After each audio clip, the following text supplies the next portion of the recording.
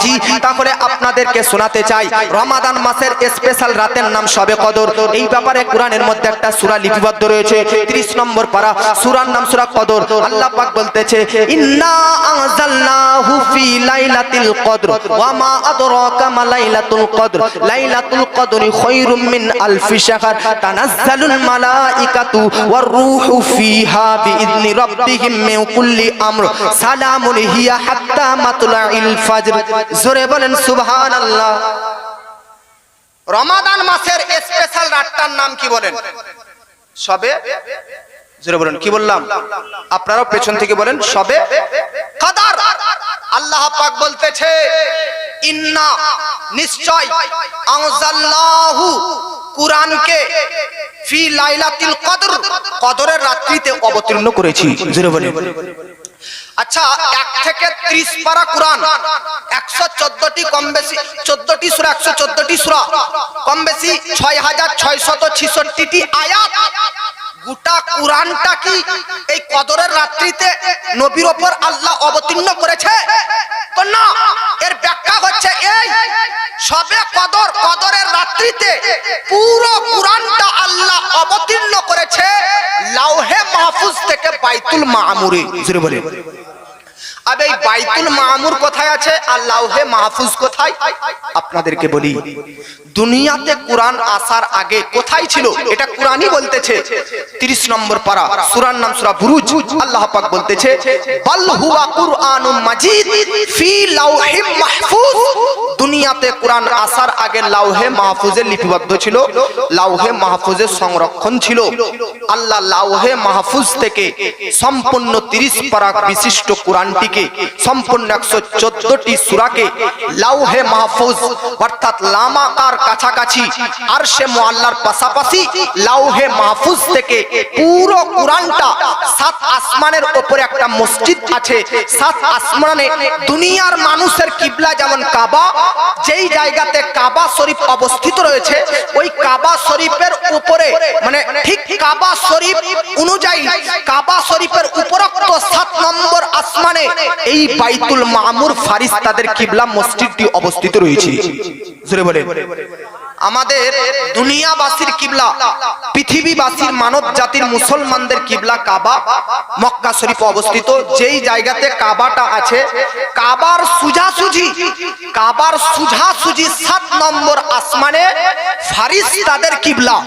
মানুষের কিবলা দুনিয়াতে কাবা আর ফারিস্তাদের কিবলা আছে 7 নম্বর আসমানে। ওই কিবলার নাম হচ্ছে বাইতুল মামুর বা মসজিদ বা কিবলা যেটাই বলেন। যেমন দুনিয়ার কিবলা কাবা শরীফ মসজিদুল হারাম, ঠিক আসমানের ফারিস্তাদের কিবলা 7 নম্বর আসমানে বাইতুল মামুর।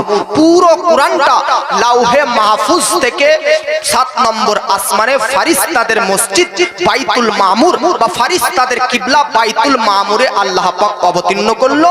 ওই বাইতুল মামুর থেকে দুনিয়াতে আমার আপনার নবীর কাছে পুরো কোরআনটা আসতে 23 বছর টাইম লাগলো। জোরে বলেন। তাহলে লাউহে মাহফুজ থেকে বাইতুল মামুর 7 নম্বর আসমানে ফারিস্তাদের মসজিদে সম্পূর্ণ কোরআনটা আসলো যে রাত্রে, ওই রাতটার নাম শবে কদর। আর বাইতুল মামুর 7 আসমান থেকে দুনিয়াতে আমার নবীজির উপর কোরআন অবতীর্ণ হলো 1-2 দিনে নয়, 1-2 মাসে নয়, 1-2 বছরে নয়, 23 বছরে পুরো কোরআনটা আস্তে আস্তে মানুষের প্রয়োজন অনুযায়ী কখনো একটা আয়াত, কখনো 2টা আয়াত, কখনো 5টা আয়াত, এই রকম করে আসতে সম্পূর্ণ কোরআনটা 23 বছর টাইম লাগলো। জোরে বলেন। বাবাজি আল্লাহ পাক বলতেছে ইন্না আনজালনাহু ফি লাইলাতিল কদর। এই কদরের রাত্রিতে লাউহে মাহফুজ থেকে ফারিস্তাদের মসজিদ বাইতুল মামুরে একটা রাত্রে কদরের রাত্রিতে অবতীর্ণ করলাম। এবার আপনারা জানেন বাবাজি আল্লাহ পাক নবীকে বলতেছে ওয়া মা আদরাকা মা লাইলাতুল কদর। হাবিব গো, আপনি কি কদর রাত সম্পর্কে জানেন? আপনি কি লাইলাতুল কদর কি এটা কি জানেন? আমার নবী তো জানেন, কিন্তু বিরাদার আসল আল্লাহর ইঙ্গিত হচ্ছে উম্মতদেরকে, নবীর দ্বারাতে আল্লাহ উম্মতদেরকে ইঙ্গিত করতেছে ও উম্মতেরা তুমি কি শবে কদর সম্পর্কে জানো বা তোমরা কি লাইলাতুল কদর সম্পর্কে জানো? তো আল্লাহ পাক বলতেছে লাইলাতুল কদর খায়রুম মিন আলফি শাহর। কদরের রাত হচ্ছে 1000 মাসের চেয়ে দামি। জোরে বলেন। আমার বাবাজি আপনাকে শুরুতে বললাম আল্লাহ আমাদেরকে তৈরি করেছে তার ইবাদত করার জন্য। আমার আপনার নবীজি একদিন বসে আছে, আমার নবীজির সামনে আদম আলাইহিস সালাম এবং তিনার উম্মতদের হায়াত, হযরতে নূহ নবী তিনার উম্মতদের হায়াত, হযরতে ইব্রাহিম নবী এবং তিনার উম্মতদের বয়স আয়ু হায়াত, হযরতে ইয়াকুব নবী এবং তিনার উম্মতদের হায়াত, প্রত্যেকটি নবী, প্রত্যেকটি পয়গম্বর, প্রত্যেকটি রাসূল তৎসহ তিনার উম্মতদেরকে আল্লাহ যত হায়াত দিয়েছিলেন, বয়স দিয়েছিলেন, আয়ু দিয়েছিলেন, সব নবীদের বয়স আয়ুকে আমার নবীজির চোখের সম্মুখে, আমার নবীজির সামনে আল্লাহ তুলে ধরলেন। তো আল্লাহ নবী, আমার আপনার নবীজি দেখতেছেন আদম নবীর উম্মতের মধ্যে কারো বয়স 1000 বছর, কারো আয়ু 1000 বছর, কারো আয়ু 900 বছর, কারো আয়ু হচ্ছে 800 বছর। নূহ নবীর উম্মতের মধ্যে দেখলেন হযরতে নূহ নবী তিনার বয়স ছিল 1600 বছর, কোন নবী হায়াত পেয়েছে 700 বছর, কোন নবী হায়াত পেয়েছে বেরাদার 600 বছর, কোন নবীর উম্মত বেরাদার হায়াত পেয়েছে 500 বছর। কিন্তু আমার নবীজি প্রত্যেকটি নবী, প্রত্যেকটি উম্মতদের হায়াত দর্শন দিদার করলেন। তো কোন নবীকে আল্লাহ হায়াত দিয়েছিলেন 1000, কোন নবীকে 1500, কোন নবীকে 900, কোন নবীকে 800। কিন্তু আমার নবীজি নিজের হায়াতের দিকে এবং তিনার এই আমরা উম্মতের হায়াতের দিকে যখন দৃষ্টিপাত করলেন, তখন আমাদের হায়াত কারো 60 বছরে মৃত্যু হবে, কারো 50 বছরে মৃত্যু হবে, কারো 70 বয়সে মৃত্যু হবে, কারো বেরাদার মিল্লাত ইসলামিয়া 40 বছর বয়সে মৃত্যু হবে। অতএব বেরাদার আমার আপনার নবীজি চিন্তায় চিন্তিত হয়ে গেলেন, দুঃখিত হয়ে গেলেন, আর আল্লাহকে বললেন, আল্লাহ গো, তোমার অন্যান্য নবী এবং তিনার উম্মতরা এত এত লম্বা লম্বা আয়ু পেয়েছে, কেউ 500, কেউ 700, কেউ 800, কেউ 1000, কেউ 1500, কিন্তু আমি নবীর 63, আমার উম্মতদেরও 60, 65, 70, 80 এত দূর পর্যন্ত যাবে, তারপর তারা ইন্তেকাল করবে। ওগো নবী, ওগো নবী, আমার নবী কত বেরাদার, আল্লাহকে দেখুন বেরাদার কি বলতেছে। আমার নবী বলতেছে, আল্লাহ 700 বছর কোন উম্মত হায়াত পেয়েছে, আর আমার উম্মত কোন একটা উম্মত 70 বছর পাচ্ছে। তো 700 বছরের ব্যক্তির সঙ্গে ব্যক্তির মতন 70 বয়সী উম্মত কি আমলে পারবে? জোরে বলেন পারবে?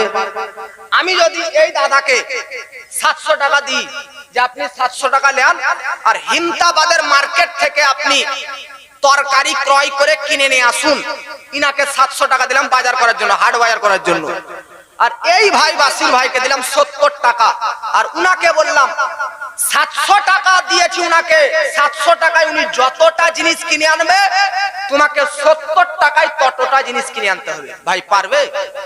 জোরে বলেন। উনার কাছে টাকার পরিমাণ বেশি, তো উনার কাছে সামানও আসবে বেশি, ইনার কাছে টাকার পরিমাণ কম, তো ইনার কাছে সামানও আসবে কম।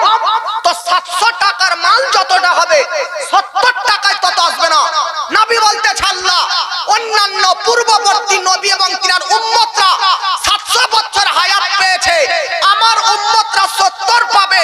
তো 70 বয়সী উম্মতেরা কিভাবে 700 বছর বয়সী উম্মতদের মতন আমলে পৌঁছতে পারবে? কি করে আমল জোগাড় করতে পারবে? আমার উম্মতরা তো আমলে পিছিয়ে যাবে, আমার উম্মতেরা তো আমলে পিছিয়ে যাবে, অল্প আমল হয়ে যাবে, তাদের তুলনা তো হবে না। তখন আল্লাহ পাক বলতেছে, এ মুস্তাফা, তোমার উম্মতকে অল্প হায়াত দিয়েছি, অল্প আয়ু দিয়েছি, অল্প হায়াত দিয়েছি, অল্প বয়স দিয়েছি, এটা তো ঠিক, কিন্তু বেশি বেশি অফার দিয়েছি, বেশি বেশি অফার দিয়েছি। তার কারণ অন্যান্য উম্মতকে 1000 মাস আয়ু দিয়েছি, 1000 বছর আয়ু দিয়েছি, কিন্তু তোমার উম্মতকে 70 বছর, 60 বছর, 50 বছর আয়ু দিলাম। কিন্তু হ্যাঁ, তাদের মধ্যে এক একটা রাত দিব, তার মধ্যে একটা রাত সবে কদর। এই সবে কদরের রাত্রিতে একটা রাত্রে মাত্র 12টা ঘন্টা ইবাদত করবে, 1000 মাস ইবাদত করার চাইতে বেশি নাকি পেয়ে যাবে। সুবহানাল্লাহ। নারে তাকবীর, নারে রিসালাত। ইসমাইল রেজা নূরি, ইসমাইল রেজা নূরি, জলসার কমিটি, নারে তাকবীর, আল্লাহ পাক, নারে রিসালাত। হাবিব নবী, আপনি টেনশন কেন করছেন? চিন্তা করিয়েন না, আপনাকে সবে কদর দিলাম। কোন নবীকে সবে কদরের রাত আল্লাহ দেয়নি, ওয়ানলি আমার আপনার নবী এবং আমরা উম্মতদেরকে আল্লাহ দিয়েছে। আল্লাহ পাক বলতেছে নবী আপনার উম্মতকে তো কদরের রাত দিলাম, এই একটা রাত্রে ইবাদত করবে 1000 মাস ইবাদত করার সব মতন স্বভাব পাবে। জোরে বলেন বাবাজি। মিল্লাত ইসলামিয়া আপনাদেরকে জানিয়ে দিই, আল্লাহ পাক বলতেছে তানাজ্জালুল মালাইকাতু ওয়ার রূহ। জোরে বলেন কুরআন বলতেছে তানাজ্জালুল মালাইকা, এই রাতে সবে কদরের রাতে আসমান থেকে ফেরেশতা অবতীর্ণ হয়। তানাজ্জালুল মালাইকাতু অর্থাৎ ফেরেশতা অবতীর্ণ করে, আর কারা অবতীর্ণ করে? ওয়ার রূহ। জোরে বলেন রূহ বলতে জিবরিল আমিন, রুহুল আমিন ফেরেশতাদের প্রিন্সিপাল, ফেরেশতাদের হেড শিক্ষক হযরতে জিবরিল আলাইহিস সালাম পর্যন্ত এই সবে কদরের রাত্রিতে অবতীর্ণ হয়। জোরে বলেন বাবাজি। একটা কথা আপনাদেরকে বলে দেব, আপনাদের এই জালসা সাজিয়েছেন তো কমিটি অনেক আছে। কোন কমিটিকে বলা হয়েছে যে তোরা প্যান্ডেলের কাজে, প্যান্ডেলের ব্যবস্থাপনায় নিযুক্ত, তোদের চাকরি হচ্ছে প্যান্ডেল দেখাশোনা করা। কোন কমিটির দায়িত্ব খাবারের দিকে থাকা, কোন কমিটির দায়িত্ব বক্তাদের ঠিকভাবে বসানো উঠানো। তো বিভিন্ন কমিটিকে বিভিন্ন আপনারা ডিউটি চাকরি কাজ দিয়েছেন নাকি ভাই? আল্লাহ পাক ফেরেশতাদেরকেও বিভিন্ন চাকরি দিয়েছে। যেমন হযরতে ইসরাইল আলাইহিস সালাম, এই ফেরেশতাকে আল্লাহ পৃথিবীর প্রত্যেকটা মানুষের জান কবজ করার দায়িত্ব দিয়েছে। ইসরাইল ফেরেশতা মালাকুল মউত, ইসরাইলকে দায়িত্ব চাকরি কি? সমস্ত প্রাণীর আত্মা রূহকে কবজ করার তোমার চাকরি।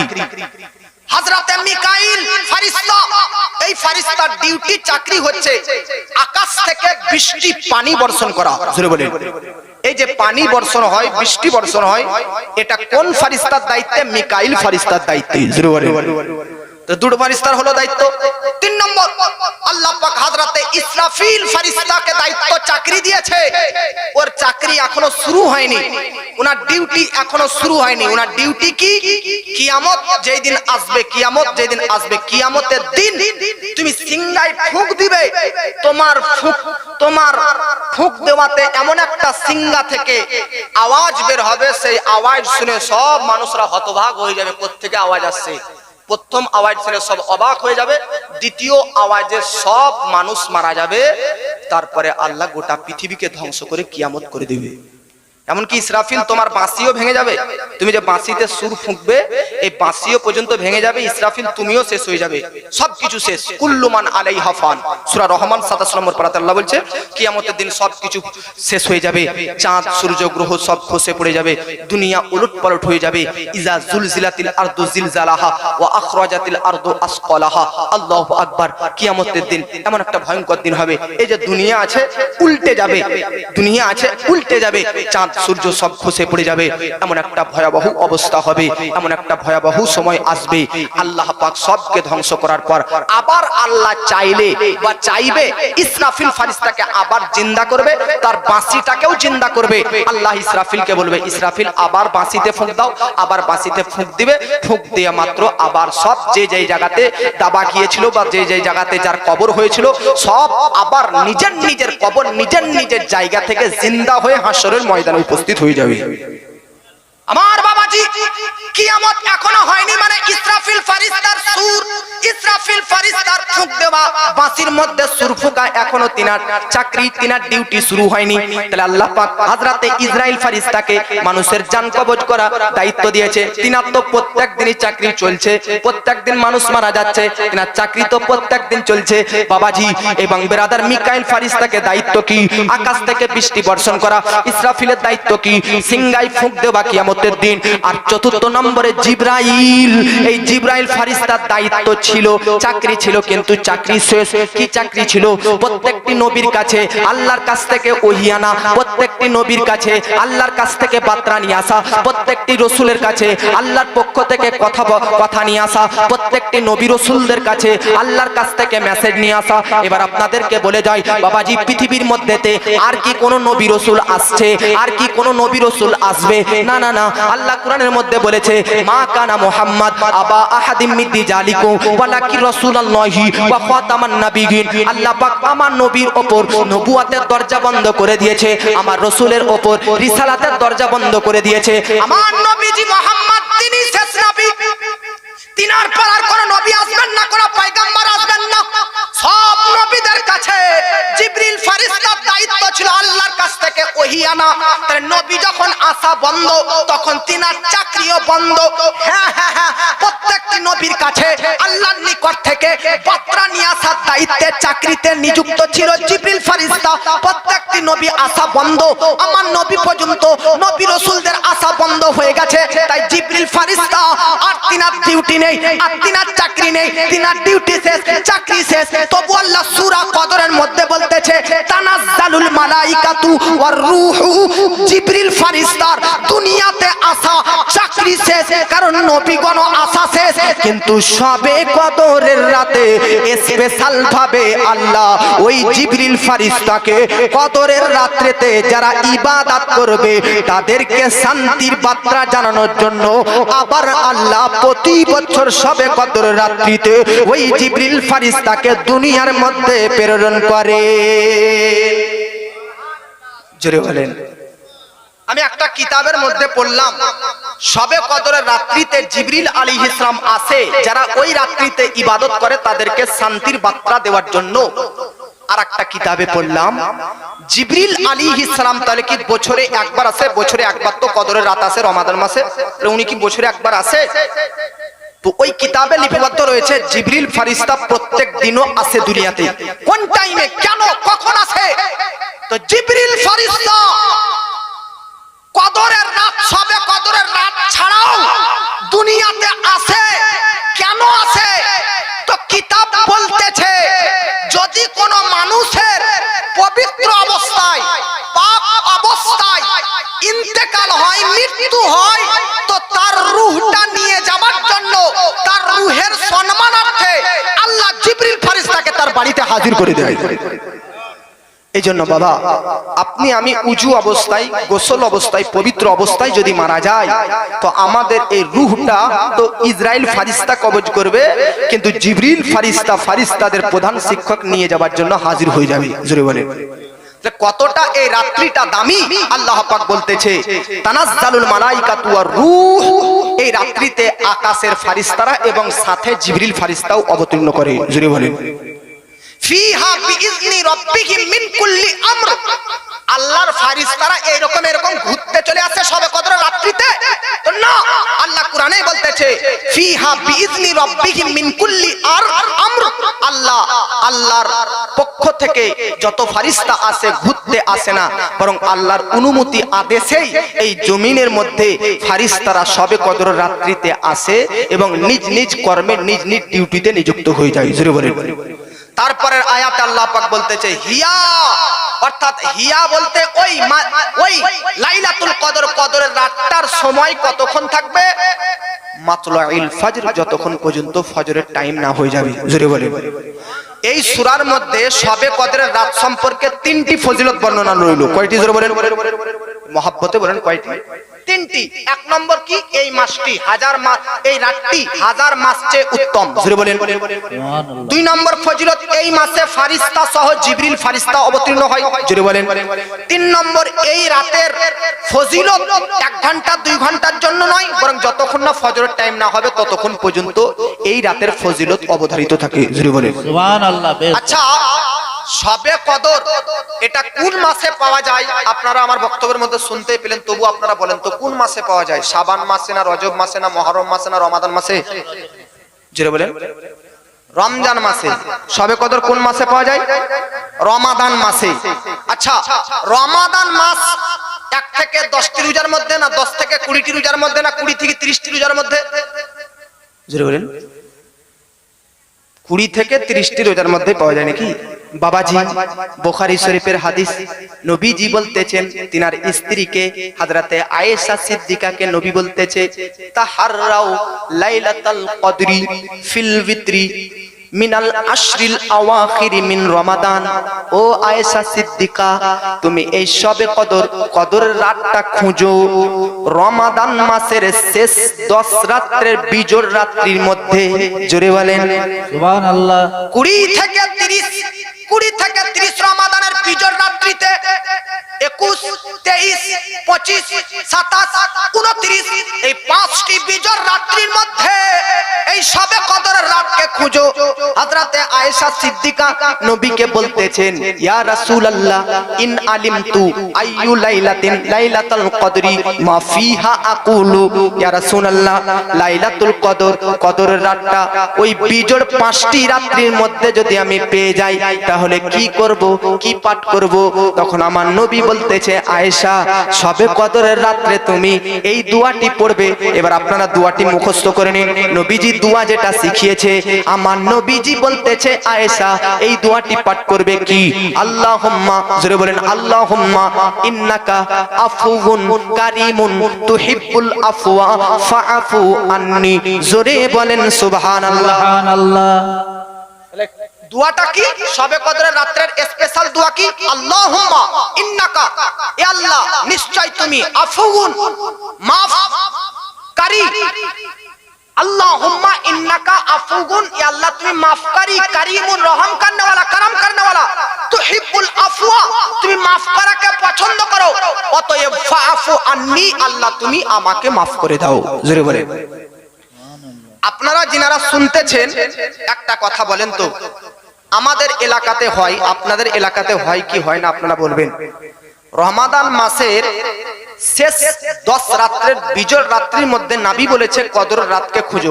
21 না হলে 23 না হলে 25 না হলে 27 না হলে 29। নবীজি কিন্তু এটা কনফার্ম করেননি যে এই রাত্রিতে 21 রাত্রিতে সবে কদর না। নবীজি এটা বলেননি যে 23 রাতটাই সবে কদরের রাত না। নবীজি বলেন না 25 রাতটা সবে কদরের রাত না। নবীজি এটাও বলেননি যে 27 রমাদান এটা সবে কদরের রাত না। 29 রমাদান এটা সবে কদরের রাত না। নবী এই 5টি বিজোড় রাত্রিকে কেন্দ্র করে কোন একটা রাত্রের সঙ্গে সবে কদরকে নির্দিষ্ট করে দেননি। নবী বলেননি যে এই রাত্রিতে সবে কদরকে পাওয়া যায়। তবুও আমাদের এলাকাতে 27 রমাদানটাতে একটু সবে কদরকে ইঙ্গিত বেশি দেওয়া যায়। আপনাদের দিকে হয় কি হয় না? আচ্ছা, আপনারা এই আকীদা এটা মাথায় রেখে কাজ করবেন। সবে কদরের রাত আসলে যে এই 21, 23, 25, 27, 29 এই 5টি বিজোড় রাত্রির মধ্যে যে কোন রাত্রিতে, এটা আল্লাহই একমাত্র জানেন এবং আমার নবী জানেন। আল্লাহও প্রকাশ করেননি আর নবীও প্রকাশ করেননি। তবে কিছু সাহাবী এবং কিছু আইম্মা, কিছু ইমাম, কিছু ওলি, কিছু বুজুর্গ, কিছু আল্লাহওয়ালা ব্যক্তি 27 রমাদানের দিকে ইঙ্গিত দিয়েছেন। জোরে বলেন। কিন্তু প্রশ্ন হচ্ছে, আল্লাহ সবে কদরের রাত তুমি প্রকাশ করলে না কেন? যে 21 রাত্রে আছে বা 23 রাত্রিতে আছে বা 25 রমাদানে আছে বা 27 রমাদানে আছে বা 29 রমাদানে আছে, তুমি প্রকাশ করলে না কেন? এটা গোপন রাখলে কেন? তো আল্লাহর সবে কদরটাকে গোপন রাখার একটা হিকমত আছে। কি? আল্লাহ কিছু কিছু জিনিস গোপনে রেখেছেন, প্রকাশ করেননি, বান্দাদেরকে জানাননি। যেমন একটা কিয়ামত কবে হবে আপনারা আমরা কেউ জানেন? কোন হাদিসে লেখা আছে যে কিয়ামত কবে হবে? তাহলে কিয়ামতের সময়, কিয়ামতের টাইম এটা আল্লাহ গোপন রেখেছে, প্রকাশ করেননি, প্রচার করেননি। এটা আল্লাহ লুকায়িত রেখেছে। বান্দাদের মধ্যে কিয়ামত কবে আসবে এটা প্রচার করেননি। 2 নম্বর, মৃত্যুর সময় আপনার আমার কার কোথায় কিভাবে কোন টাইমে কোন সময় মৃত্যু হবে এটা আপনি আমি কেউ জানেন? জোরে বলেন। কার কখন মৃত্যু হবে এই মৃত্যুর টাইমটাও আল্লাহ গোপন রেখেছেন, প্রকাশ করেননি। আচ্ছা, মৃত্যুর টাইম যদি আল্লাহ বলে দিত যে ইসমাইল তোমার মৃত্যু হবে 40 বছরের রবিবারের দিন অমুক মাসের অমুক তারিখে, তাহলে হতো কি? তাহলে আমি সারা 39 বছর পর্যন্ত গুনহাতে লিপ্ত থাকতাম আর মরার আগে আল্লাহর ওলি হয়ে মসজিদে সেজদা দিয়ে থাকতাম নাকি ভাই? এইজন্য আল্লাহ কিছু কিছু জিনিস গোপনে রেখেছে। কিয়ামতের সময় কখন কবে হবে কেউ জানে না, গোপন। ঠিক সেই রকম কার কখন কোথায় মৃত্যু হবে এটাও প্রকাশ করেননি, লুকায়িত গোপন রেখেছে। শুধু তাই নয়, আপনাদেরকে বলি আল্লাহর সন্তুষ্ট এতাআতের মধ্যে অনুগত্যের মধ্যে লুকিয়ে রেখেছে। নামাজ পড়া আল্লাহর অনুগত্য করা, রোজা করা আল্লাহর অনুগত্য করা হয়, হজ করা এটা আল্লাহর এতাআত, আল্লাহর অনুগত্য করা হয়, রোজা রাখা আল্লাহর অনুগত্য করা হয়, যাকাত দেওয়া আল্লাহর অনুগত্যই করা হয়। কিন্তু কোন অনুগত্য করলে আল্লাহ আমাদের প্রতি রাজি হয়ে যাবে যে এই রোজা মাসের রোজা করলে আমি তোমাদের প্রতি রাজি, এটা আমি তোমাদেরকে সার্টিফিকেট দিয়ে দিলাম, এরকম কোনো কথা নেই। আল্লাহ পাক তার অনুগত্যের মধ্যে তার সন্তুষ্টকে লুকিয়ে রেখেছে। কেন? যদি আল্লাহ বলে দিত হজ করলেই আমি রাজি হয়ে যাব, তাহলে মানুষ শুধু হজটাই করত, বাকি উপাসনা আরাধনা করত না। মানুষ আল্লাহ যদি বলে দিত নামাজের মধ্যেই আমার একমাত্র সন্তুষ্টি আছে, তাহলে ব্রাদার মানুষ সব নামাজই পড়তো আর অন্যান্য কোনো ইবাদত আমল করত না। তাই আল্লাহ পাক তার সকল আমলে, তার সকল ইবাদত, সকল উপাসনা, সকল আরাধনার মধ্যে নিজের সন্তুষ্টিকে লুকিয়ে রেখেছে। রোজা রাখবে আল্লাহকে রাজি করে নিতে পারবে, হজ করবে আল্লাহর সন্তুষ্টি পেয়ে যেতে পারো, হজ করবে আল্লাহর সন্তুষ্টি পেয়ে যেতে পারো, যাকাত দিবে আল্লাহর সন্তুষ্টি পেয়ে যেতে পারো। জগৎবাসী আপনাদেরকে বলতে চাই আল্লাহ কিছু কিছু জিনিস গোপন রেখেছে, তার একটা কারণ রয়েছে। আচ্ছা জানেন আল্লাহ গুনাহের মধ্যে, পাপের মধ্যে তার গজবকে লুকিয়ে রেখেছে। আপনাদেরকে বলে দিই, আল্লাহ যদি বলে দিত জেনা করলেই, জেনা এই পাপটা করলে আমি আল্লাহর পক্ষ থেকে গজব নাজিল হবে, তাহলে মানুষ শুধু জেনাটাই করতো না, বাকি দুনিয়ার সব পাপ করতো। কিন্তু আল্লাহ পাক কোন পাপের, কোন পাপের মধ্যে যে গজব আছে এটা আল্লাহ উল্লেখ করেনি। সব পাপের মধ্যে গজবকে নরমাল করে রেখেছে, গজবকে আল্লাহ পাক লুকায়িত করেছে। তাহলে বোঝা যাচ্ছে ব্রাদার নে মিল্লাত ইসলামিয়া, আল্লাহ তার আনুগত্যের মধ্যে সন্তুষ্টকে লুকিয়ে রেখেছে, পাপের মধ্যে তার গজবকে লুকিয়ে রয়েছে, ইসমে আসমার মধ্যে ইসমে আজমকে লুকিয়ে রয়েছে। ব্রাদার আপনাদের আমাদের মধ্যে কে মুমিন আছে এটা কেউ বলতে পারবো না। আল্লাহ মানুষের মধ্যে মুমিন ব্যক্তিদেরকে গোপন করে রেখেছে। আচ্ছা যদি আল্লাহ মুমিন ব্যক্তি প্রকাশ করে দিত যে এই গ্রামের মধ্যে এই ওই এটাই এরাই মুমিন, বাকি কেউ মুমিন নয়, তাহলে ওই মুমিন ব্যক্তিদেরকে আমরা সম্মান করতাম, বাকি কাউকে আর সম্মান করতাম না। কারণ মুমিন যারা হবে তাদেরকে তো সম্মান করা যায়, মুমিন যারা হবে না তাদেরকে তো সম্মান দেওয়া যাবে না। তো আল্লাহ পাক যদি এটা এলান করে দিত, প্রকাশ করে দিত যে এই গ্রামের মধ্যে এই ব্যক্তিরাই শুধু মুমিন, বাকি কেউ মুমিন নয়, তাহলে শুধু মুমিনদেরই সম্মান হতো, বাকি যারা মুমিন নয় তাদের সম্মান হতো না। তাই আল্লাহ পাক যারা মুমিন তাদেরকে এই বান্দা সকল গ্রামবাসীর মধ্যে লুকিয়ে রেখেছে, তাতে বান্দারা যেন সবাইকে সম্মান করতে পারে, মুমিন হোক বা না হোক সবাইকে যেন সম্মান করতে পারে। জগৎবাসী ঠিক সেই রকম কিয়ামতের সময়কে লুকায়িত রেখেছে, মৃত্যুর সময়কে লুকায়িত রেখেছে।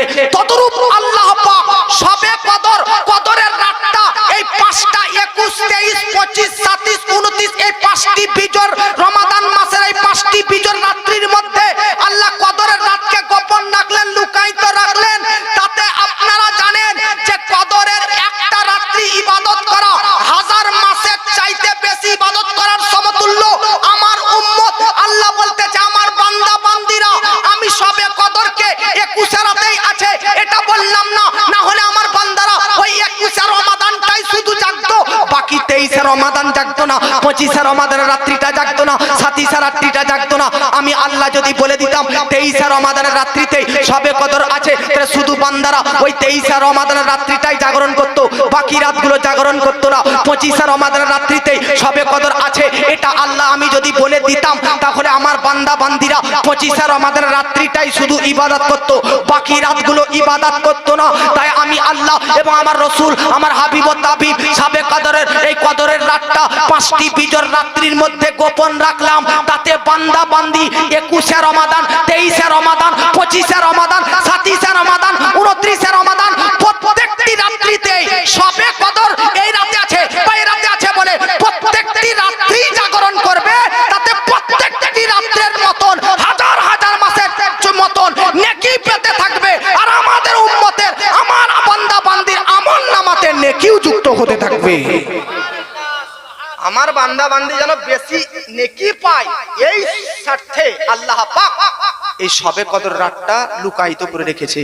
কিন্তু কেন যখন আল্লাহ প্রকাশ করলেন না সবে কদর রাত এই রাতে আছে, সবে কদরের রাতটা এই রাত্রে আছে, এটা আল্লাহ প্রকাশ করেননি। তবে আপনাদেরকে তো বললাম কিছু সাহাবী, যেমন একটা সাহাবী হযরতে উবাই ইবনে কাব, এই সাহাবী বলতেছে সবে কদর তো 27 রমাদানেই আছে। জোরে বলেন। আপনারা ভুল ব্যাখ্যা করবেন না। আমার এই বক্তব্যটা এখানে মাথায় রাখুন যে আল্লাহ শবে কদরকে খাস করেননি কোন রাত্রের মধ্যে, যে এই রাত্রেই আছে। তবে কিছু ওলি, কিছু আল্লাহওয়ালাদের কাছ থেকে তো কিছু গোপন নেই, ওনারা জানেন। তাই বাবাজি ওনারা কিছু নিশ্চয়তা দিয়েছে যে সাতিসা রমাদানের দিকে শবে কদর আছে, এটা ইঙ্গিত দিয়েছে। জুরি বলেন আমার বাবাজি। এবার আমরা জানবো আউলিয়ায়ে উম্মাত, আল্লাহর ওলিগণ, খাস করে ইমামে আযম আবু হানিফা, হানাফি মাযহাবের ইমামে আযম আবু হানিফা, তিনারও মন্তব্য, তিনার বক্তব্য শবে কদরের রাতটা ওই সাতিসা রমাদানের রাতের দিকেই আমাদের ইমামে আযম আবু হানিফা পর্যন্ত ইঙ্গিত দিয়েছেন। এবার আমরা জানবো কেন 21 রাতটা না বলে, কেন 23 রাতটা না বলে, কেন 25 রাতটা না বলে সাতিসা রমাদানের রাতটাতেই শবে কদর আছে, এই কথা কেন ওলিয়া বললেন? তার তো একটা কারণ থাকবে। জোরে বলেন থাকবে কি থাকবে না? এবার আপনারা যদি কারণটা জানতে চান তাহলে আমি আপনাদের সম্মুখে এই সূরাটা পাঠ করতেছি, যে সূরাটা ব্রাদার কদরের শবে কদর সম্পর্কে ব্রাদার কোরআনের মধ্যে লিপিবদ্ধ রয়েছে। ওই সূরাটা পাঠ করতেছি, আপনারা একটু ধ্যান দিয়ে শুনবেন, দেখবেন লাইলাতুল কদর, এই লাইলাতুল কদর এই শব্দটা কোরআনের মধ্যে কতবার ব্যবহার হয়েছে আপনারা একটু বলবেন। আমি আয়াতটা পাঠ করছি, সূরাটা পাঠ করতেছি, আপনারা বলবেন যে লাইলাতুল কদরটা কত জায়গায় ব্যবহার হয়েছে। হ্যাঁ, আমি একটু পাঠ করতেছি। বিসমিল্লাহির রহমানির রহিম। ইন্না আনজালনাহু ফি লাইলাতিল কদর। বলুন কবার ব্যবহার হলো? একবার না, লাইলাতুল কদর হলো। ইন্না আনজালনাহু ফি লাইলাতিল কদর প্রথম আয়াতে একবার হলো। আর দ্বিতীয় আয়াত শুনেন, ওয়া মা আদরাকা মা লাইলাতুল কদর, দুবার হলো। 3 নম্বর আয়াত শুনেন, লাইলাতুল কদরি খায়রুম মিন আলফি শাহর, 3 বার ব্যবহার হলো। 4 নম্বর আয়াত শুনেন, তানাজ্জালুল মালাইকাতু ওয়ার রূহু ফিহা বিইذনি রাব্বিহিম মিন কুল্লি আমর সালামুন হিয়া হাত্তা মাতলাইল ফজর। পুরো সূরার মধ্যে লাইলাতুল কদর এই শব্দটা, এই বাক্যটা, এই ওয়ার্ডটা কতবার ব্যবহার হলো? এই জোরে বলেন কতবার? কতবার? 3 বার। এবার আসুন লাইলাতুল কদর কে এবার একটু ভাঙেন। এই লাইলাতুল কদরের মধ্যে কতটা অক্ষর আছে, কতটা লেটার আছে, কতটা অক্ষর? তো লাম ইয়া জাবাল লাই, লাম জাবাল লা, লাইলা, তা আলিফ লাম পেস্তুল, লাইলাতুল, 6টা অক্ষর হলো।